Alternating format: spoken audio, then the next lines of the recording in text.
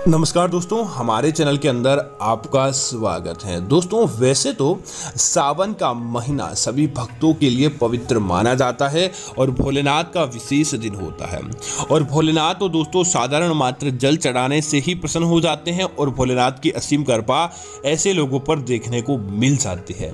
लेकिन दोस्तों, कुछ ऐसी बातें भी होती है और कुछ ऐसी बातें भी बताई जाती है कि अगर आप इस प्रकार का कार्य करते हैं तो आपको भूल कर भी भोलेनाथ का व्रत या भोलेनाथ की पूजा नहीं करनी चाहिए, अन्यथा आपको महापाप लग सकता है और आपके जीवन के अंदर कभी भी भोलेनाथ कृपा नहीं बरसाते हैं। क्योंकि दोस्तों, ऐसे लोग पहले ही इस प्रकार से कार्य करते हैं जिससे भोलेनाथ क्रोधित रखते हैं। उसके बाद अगर आप भलाई नदी स्नान करते हैं, गंगा स्नान करते हैं या भोलेनाथ को प्रसन्न करने का कार्य करते हैं, लेकिन दोस्तों आपके ऊपर भोलेनाथ की कृपा देखने को नहीं मिलती है। तो दोस्तों, बात करते हैं ऐसे कौन से लोग हैं जो सावन का व्रत भूलकर भी नहीं रखे। दोस्तों, सबसे पहले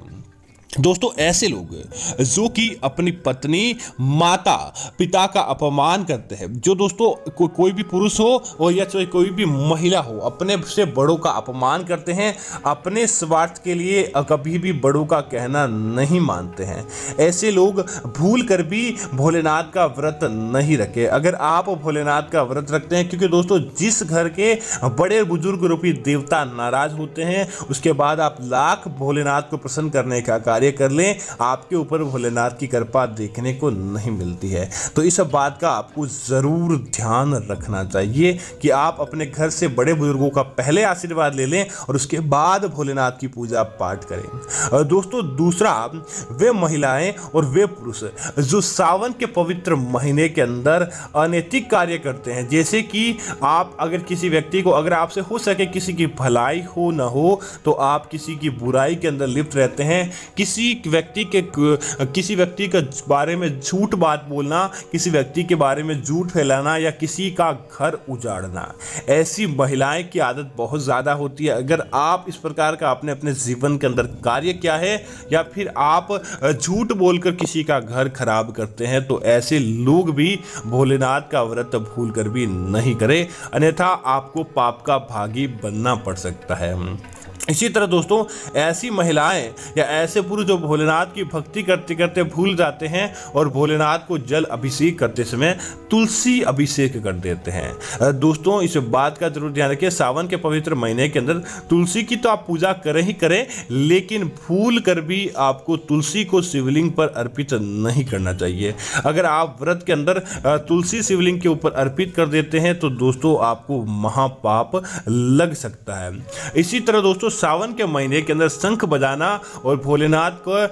जल के अंदर शंख डालकर अभिषेक करना बहुत ही अच्छा माना जाता है। लेकिन दोस्तों, ऐसे महिलाएं या ऐसे पुरुष जो हर समय मुख के अंदर गुटखा, बीड़ी, तंबाकू आदि चीजें दबाए रखते हैं और इस प्रकार के नशे का सेवन करते हैं, आपके अपने किसी प्रकार का सावन के महीने के अंदर भी आप नशे का सेवन करते हुए भगवान भोलेनाथ का व्रत रखते हैं, तो दोस्तों ऐसा व्रत आपका कभी भी पवित्र नहीं माना जाता और ऐसे व्रत को रखने से साक्षात भोलेनाथ के क्रोध का भी आपको सामना करना पड़ता है। इसीलिए मुख के अंदर किसी प्रकार के नशे को करके आप भोलेनाथ का व्रत रखते हैं तो दोस्तों उस व्रत का पारण नहीं माना जाता। इसी तरह दोस्तों, इस बात का जरूर ध्यान रखें, ऐसी महिलाएं या जो पुरुष अगर भोलेनाथ का व्रत रखते रखते आप उन्हें केतकी के फूल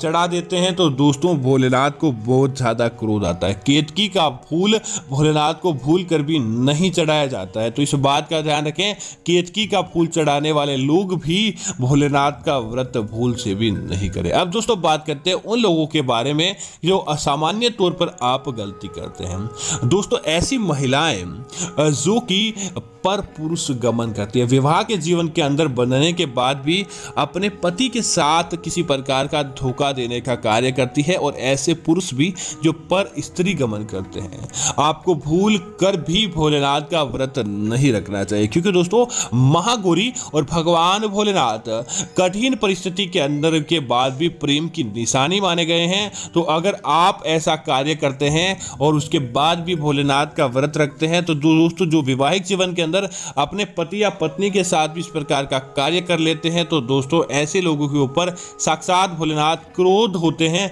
न कि उनसे प्रसन्न होते हैं। तो इस बात का आपको जरूर ध्यान रखना चाहिए। दोस्तों ऐसे पुरुष जो कि किसी भी महिला को सम्मान की दृष्टि से नहीं देखते हैं, महिलाओं को गलत नज़र के साथ देखते हैं, या फिर ऐसे पुरुष जो सावन के अंदर भी महिलाओं के ऊपर क्रोधित होते हैं, और ऐसी महिलाएं जो भी हमेशा अपने घर के अंदर क्रोधित स्वभाव की होती है, क्रोध करने वाले होते हैं और अपने आप के अंदर प्रसन्न नहीं रहते हैं, तो दोस्तों ऐसे लोगों को भी शिवलिंग की पूजा करना, शिवलिंग के ऊपर जल चढ़ाना, इस प्रकार का कार्य भूल कर भी नहीं करना चाहिए। अगर आप ये कार्य करते हैं तो आपको महापाप लगता है और आपको हानि नहीं होती है। दोस्तों इसी तरह सावन के पवित्र महीने के अंदर ऐसे पुरुष या ऐसे महिलाएं भी जो चोरी के माध्यम से धन कमाते हैं, चोरी का कार्य करते हैं, या फिर आप गलत तरीके से धन कमाने का कार्य करते हैं, तो दोस्तों ऐसे लोगों को भी भोलेनाथ का व्रत नहीं रखना चाहिए, क्योंकि दोस्तों पहले ही आप बहुत ज़्यादा पाप कर चुके होते हैं, तो आपको भोलेनाथ की भक्ति भी नहीं बचा सकती। ऐसी पुरुष या ऐसी महिलाएं जो एक दूसरे के साथ मारपीट करते हैं, एक ग्लानि देते हैं, ऐसे लोगों को भी भोलेनाथ का व्रत नहीं रखना चाहिए। दोस्तों इसी तरह ऐसे पुरुष या ऐसी महिलाएं जो कि हमेशा किसी अलग गलत कार्यों के अंदर लिप्त रहते हैं, जैसे कि ऐसी महिलाएं जो वेश्यावृत्ति के कामों के अंदर लिप्त रहती हैं, ऐसी महिलाओं को भोलेनाथ का व्रत भूल कर भी नहीं करना चाहिए, क्योंकि पहले ही आपने इस प्रकार का गलत कार्य किया है तो आपके ऊपर भोलेनाथ की प्रसन्नता नहीं देखने को मिलेगी, तो आप भोलेनाथ का व्रत रखने की गलती भूल कर भी नहीं करें। दोस्तों ऐसे पुरुष जो कि मांस काटने का व्यापार करते हैं, पशु पक्षियों को बेचने का व्यापार करते हैं, या फिर ऐसे लोग जो कि सावन के महीने में भी इस प्रकार के कार्य को करते हुए भोलेनाथ का व्रत रखते हैं, तो दोस्तों आपके ऊपर साक्षात भोलेनाथ के क्रोध का सामना करना पड़ सकता है। दोस्तों अगर आप चाहते हैं कि इन सारी गलतियों से आपको माफी मिल जाए और उसके बाद भोलेनाथ की भक्ति करें, तो दोस्तों सावन के पवित्र महीने में आप जितना ज़्यादा हो सके बेल पत्र के पौधे को आप अपने आसपास लगाएं,